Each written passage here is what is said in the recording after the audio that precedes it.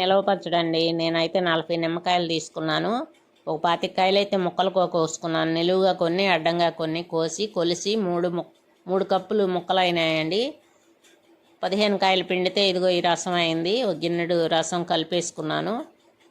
1.5 స్పూన్లు పసుపు వేసాను. కొంచెం వెలుతుగా ఉప్పు వేసుకున్నాను. ఈ 3 కలిపి ఊరబెట్టాలండి 3 రోజులు.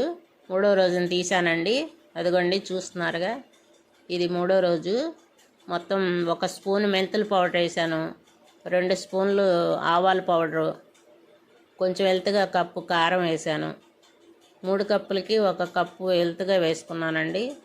సేమ్ మామిడికాయ కొలతలాగానే 3 కలిపి ఇలా మళ్ళీ 5వ రోజు వరకు నానబెట్టుకున్నాను. 5వ రోజు తీసి పోపు వేసుకున్నానండి. వెల్లుల్లిపాయ జీలకర్ర మాత్రం మిక్సీలో వేసి బ్రౌన్ కలర్ వచ్చే వరకు వేయించుకున్నాను. ఎండుమిర్చి ఇవన్నీ మామూలే. చల్లారిన తర్వాత పచ్చడి కలిపేయండి. Okay, bye.